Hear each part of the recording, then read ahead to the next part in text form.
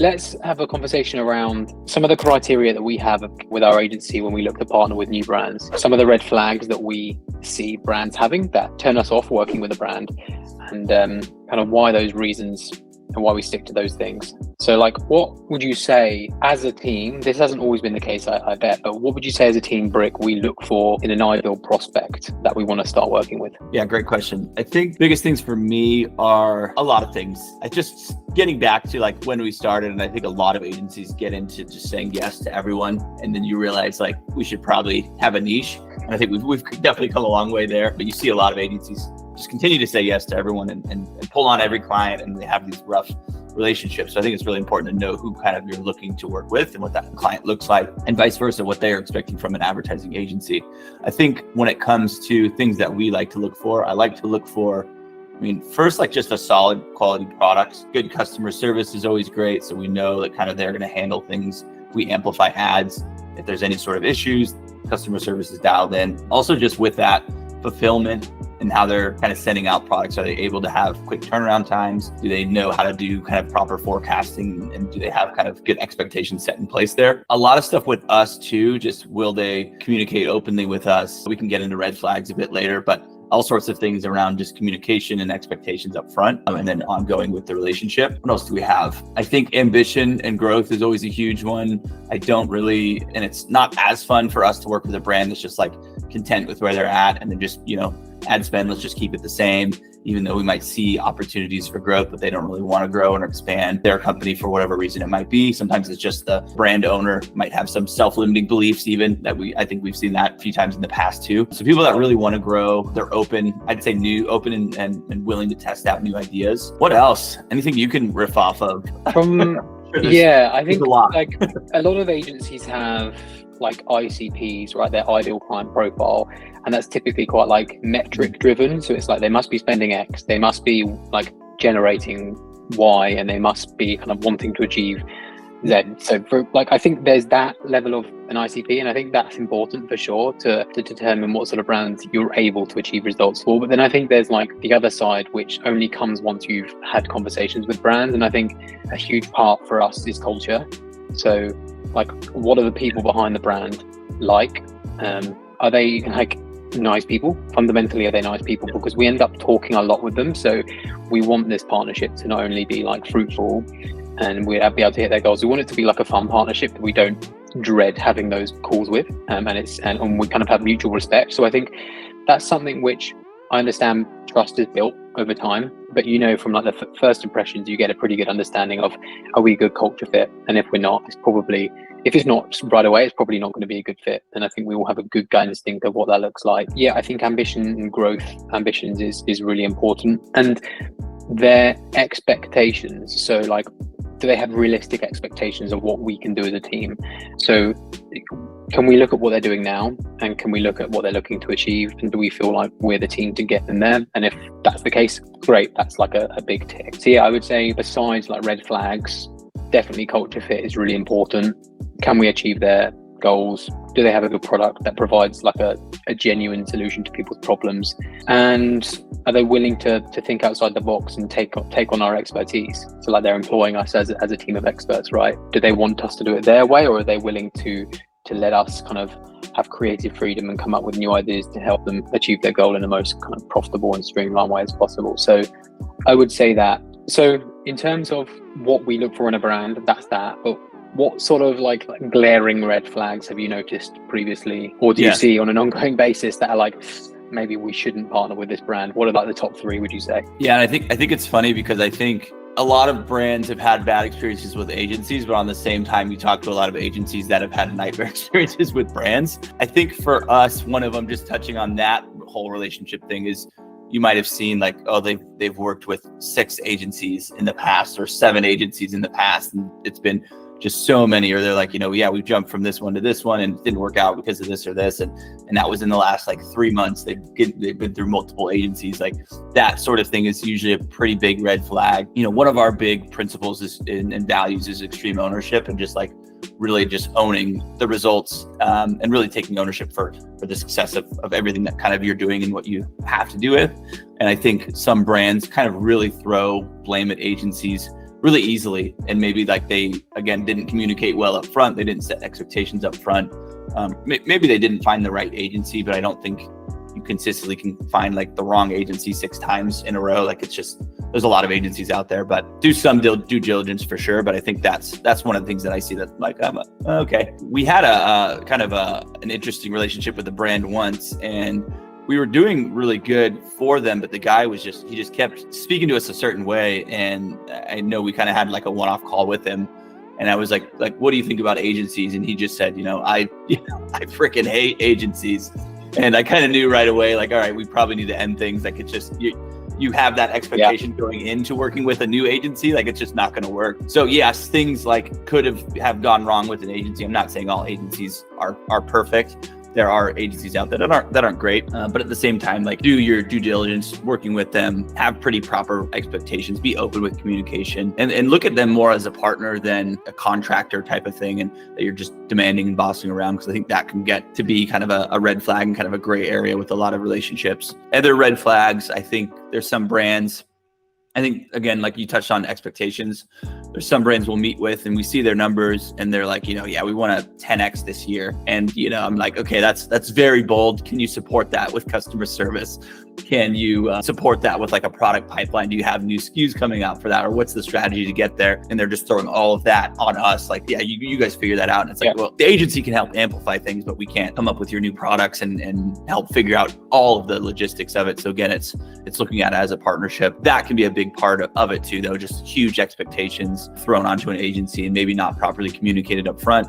I know we're really good and really diligent about being like, yeah, this is way off from what we think we can get, or yeah, it's pretty close. We might have to push it a bit harder, and here's how we get there. So those conversations I like to have and dive into with brands. With that too, some brands want results overnight, right? So we start working with you on Monday, that Friday, why haven't I 3x, my sales this week?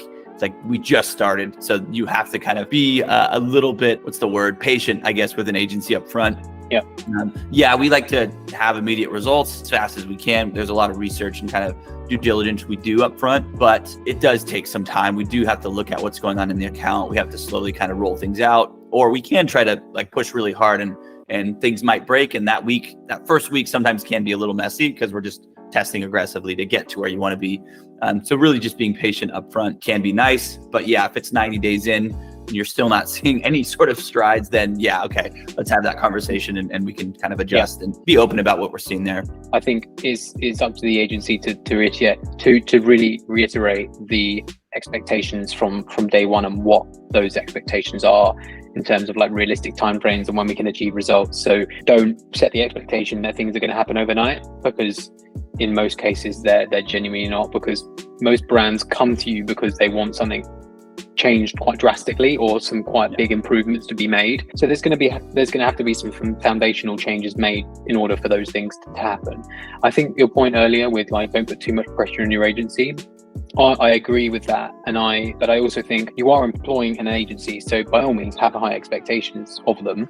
But we have, even in our contract, like, although you're hiring a team of experts, you're not completely off the hook. This is a partnership and we need your support. We're going to be doing the heavy lifting, but if we need you, please be on hand. There's certain things that you know about your brand that we don't know. We are, yes, going to be doing a lot of upfront research, but you've been in your business every minute of every day for many years now.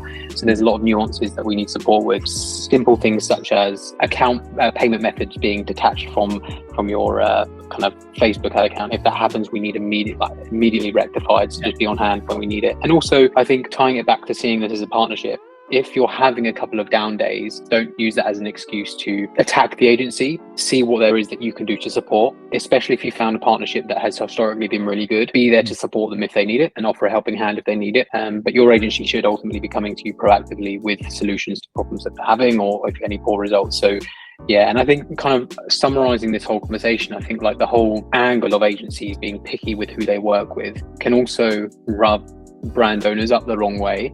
I've had a few conversations with brand owners that say, It really annoys me when agencies say we're picky with who we work with. And I get that, and I get that it can be some sort of like a sales angle. But at the same time, I'd usually respond to that as like, no, genuinely, we have to be. We're not an agency that works with 200 clients. So we only grow if our clients grow. So we don't want to waste our time and resources on brands that up front, we have a pretty good indication that we can't help. So we have to be picky with who we kind of dedicate our time towards, because it's just going to be a waste of everyone's time and effort if that's the case. So it's a legitimate kind of angle for agencies to take in most instances. But yeah, so I guess red flags, overly high expectations that aren't communicated particularly well, brands that have worked with too many agencies in a short space of time, especially if there's not real kind of legitimate reasons as to why they're changing, and yeah, not putting all the onus on them and supporting them as and when they need it, right? Yeah, and I think there's some other things too that we see sometimes, a bit more rarely, but how are they talking about like their customers? Are they looking at them again as like just this low level thing, and it's not like they value their customers? Like I've seen that in a rare instance here and there, which is really interesting. Like they're just like, they made the brand to just make money and move on kind of thing. And that sometimes gets lead to horrible customer service, horrible quality products, which obviously impact a lot of the work that we do. And then when we amplify that happens tenfold. So that's another thing I might look for. We do a lot of that research up front where we dive into reviews. And I often might see if there is customer service issues or if there is product issues. I can usually tell pretty quickly when I'm looking at those 1 and 2 star reviews, and I'll see like, yeah, this product, you know, whatever that issue was, you might see 30 people mention this. And in our first call, kind of after we dive into that research, I'll kind of address it pretty quickly and just be like, hey, people are saying this. And we might hear from a brand like, oh yeah, that was kind of this first batch. It was a bit rough. We've kind of corrected it now. We might hear the opposite side of that, where they just don't care about that still, and they're trying to still push the thing. And then I'm like, okay, there might be a bigger issue here. So I think that's another thing too, just looking at product quality, customer service, how are they viewing their customers? Most brands, I feel like, care and they're doing the right work here, but you'd be surprised there's some that just don't, and they're still wanting us to push things, and just leaves kind of a bad taste in your mouth. They're again kind of money hungry and don't care about who they're selling to and what that looks like. That I want to get your thoughts on is, we've had brands in the past ask us if they can run ads alongside us, almost as a competition, or just to compare their ads to ours, and that is troublesome for many reasons. But like, tell me your thoughts on that. If a brand was to come to us and say, look, if you kick off stuff, can we run ads alongside you within the same ad account? What would you say? Or even in a separate ad account for the same brand? Yeah, to me, it's another like huge red flag. It's just kind of showing that trust might not be there for the agency out there. Again, they might have had a rough experience before, so they're trying to still do what they want to do on the side. There's just all sorts of things of like overlap and conflictions that can happen that can ultimately hurt performance. Also, like you see this in like Black Friday, where you launch like new Black Friday sale ads, but the evergreen ads still tend to work better. So there's still kind of this thing that happens where Facebook's had a lot of learning. The algorithms had a lot of learning. There's a lot of social proof built on maybe some previous ads that a brand has run. So we could launch completely new things and they just might not get pushed as much if they're trying to push things with us kind of concurrently. So there's some of that happens where just Facebook's already found some winners that is trying to kind of keep pushing on the side. If then we launch a bunch of new things, it still could push and lean on that stuff that's been working. So it's sort of like not fair kind of going into it sometimes. We have done it in the past. You might see, things win, but like, yeah, it's again, sort of a red flag. It gets into like campaigns competing. It kind of goes against consolidation. So yeah, it's really not beneficial if you're trying to do that. If there's another ad account too, sort of similar, like we're just again competing for the same audience, so it's not going to help like kind of what we're paying for ads. And yeah, again, it just gets in that kind of that gray area where it's like what's ultimately like the objection that we're trying to handle here? What's the goal that we're doing here? Like, I'd much rather work with a brand and have them tell me, and we often say this on our onboarding calls. Like, I basically say, if you want to run something a certain way or run a test a certain way, let me know. I'll tell you kind of how I would prefer to do it based on our experience and kind of on Facebook and what they're looking for. If you still want it to be run a weird way, video views campaign or something that we know isn't going to bring in sales, like I'll tell you that. But if, like, at the end of the day, if you want me to run it, I will. I'd much rather have that and have the control and the oversight to kind of steer it in the direction that we need it to go into. And kind of, again, back to communication, like just letting the brand know kind of, here's why that might not work. If you still want us to do it and test it, we can. We'll let you know how that, what becomes of that. But ideally, we want to have that control so we can see what might be conflicting with another campaign. And then we can ultimately do consolidation in these best practices in the ad account. I think in summary, I think that it's as important for agencies to have like criteria for their client base as it is for brands to have criteria for their agencies, right? You must have certain things that align with your internal values, the way that you work, and you must be able to kind of determine and spot those red flags, which come over time as early as possible. And that's why we've kind of set up our initial prospecting phase the way we have, so that we can try and determine if that brand is a good fit way before we decide to work with them. And then that can be from a cultural perspective, but also a results perspective, where we really spend time diving into their account and trying to align that with their goals. And if we feel like there's real discrepancy between what they're telling us and what we're seeing, we'll be honest about that.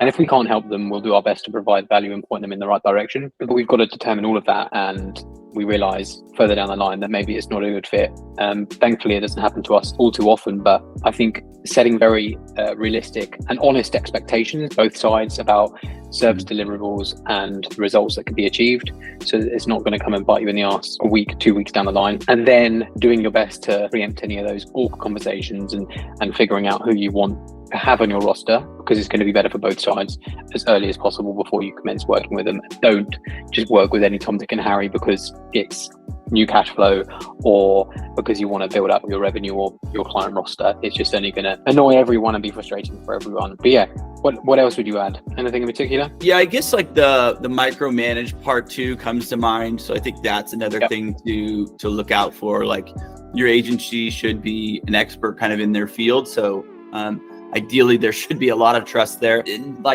we know even any brand we might work with, we know like that first few weeks are pretty vital, and trust might be a bit lower. We need to win that, but it shouldn't be like telling us exactly what we should be doing in the ad accounts, because ultimately that's why you should hire an agency, to have them kind of dictate what's going on in the ad account and know what to do based on all the experience that they have. So that's another thing I might see. We've had as crazy as an experience of just we only want you to do Instagram ads, and I might say why, and it's like, oh, like the CEO only likes Instagram, he just doesn't like Facebook. It's like, well, that doesn't even make sense at all. That could be actually hurting us doing just an Instagram placement. So things like that, sometimes I might see where it's just like a feeling that a brand owner might have on like a way to test or a way to do things that don't actually like have any kind of merit through data findings there. So that's an interesting thing to look out for, as weird as it sounds. Yeah, but like the micromanaging part, I think, again, communication and expectations up front need to be kind of laid out. We try to overly communicate. We try to be really proactive, to where we're telling you if things are down, like, in 2 days, we have kind of internal reports that'll flag things. If we see 2 days are down, we're pretty much reaching out to you and letting you know. If you're not hearing from an agency in a week, then you probably need to be, I guess, raising maybe some hell and being like, guys, why haven't I heard about this? What's going on? But again, that needs to come down to the agency and that expectation up front when you're working with them. Like, what does communication look like? Are you guys going to communicate things like that on the weekends, late at night? Yeah, anything that goes bad, how does that work? There's emergency, what happens? What's that protocol look like? Always really good to kind of go over with an agency. But get away from the micromanaging, like, here's how you need to do it. Here's what campaign structure you should use. Because agencies usually will have kind of their own. We kind of do a hybrid where we obviously have kind of a structure and a layout that we want to do, but we like to adopt things that are already working in the ad account, where other agencies might take a different approach. But kind of trust them, trust their judgment. And if anything, just ask questions on why they're doing it a certain way and why that versus another way, instead of, only run your ads on Instagram because I like Instagram more than Facebook, even though 60% of my clients might be on, or customers might be on Facebook. So things like that, just, be careful of, for sure. Yeah, I agree. In fact, I think that's all incredibly important, the whole micromanaging side of things. And I think, again, it comes around to laying out exactly what you want to achieve and ask for genuine, honest feedback on whether that agency can achieve that and how they might do it. And then kind of, if you believe that they've got the kind of foundations and they can get you there, that's cool. Allow them to do that, and then ask for kind of a feedback along the way and to see how things are going. But it's for example, the communication side of things, Valerie, our operations manager, she checks in with our clients very regularly outside of the account specifics, just to see how they're finding things from a communication perspective. And two of our clients last week said we're just communicating too much. They're like, I don't read all the stuff you send, just because it's you're sending me more information than I kind of feel like I need to receive, but we'd much prefer it to be that way than the opposite, to be honest with you, because there might be some gems in there that are valuable and they didn't realize. So yeah, no, I think it's an interesting topic, and I think it is a two-way stream. Agencies should have criteria for their clients, and clients should have criteria for their agencies. And the same way we prospect for our clients, the same way clients should prospect for their agencies. So it should definitely be a two-way stream. But I think that's a pretty good summary of what we look for in brands, and also the red flags that we see that maybe would stop us from working or wanting to work with a brand. Is there anything else that you wanted to talk on that topic? No, I think the common thing that we've been saying is just, getting really clear upfront on expectations and setting them there, both ways, on the agency side, on the brand side, really talking through, the hard points of what does communication look like? How are you going to run things? Being careful with micromanaging, realizing other agencies' performance isn't your new agency's performance, and viewing them differently as a new partner, and viewing it, ultimately as a partnership and working together. So to grow and to get where you want to go. I think that's the common things I've heard over this conversation. Cool. Well, I think maybe let's call it a day there. I think if any brands have any questions or just want any guidance on kind of like ways that they can vet agencies, or any questions they have around like partnerships or how we work even specifically as an agency, they can of course reach out. And then similarly, any agencies that have any questions around like prospecting clients and what sort of criteria that they should meet, or how they might better earlier determine whether clients are a good fit or not, we're always here for support, provide advice in any way, shape or form. But final comments? No, I think this is a good conversation, definitely. I think something that we'll talk about maybe next time is an interesting conversation that I have quite often with brands, is like in-house versus outsourced debate when it comes to this area of the business, like the paid acquisition growth side of the business. Like, should we bring it in-house or should we outsource it? And there's pros and cons to both, of course, but let's discuss those maybe next time and dive into those a little bit deeper. Definitely. It's always a fun one. All right, man. Well, pleasure as always. Chat soon. Likewise. See ya.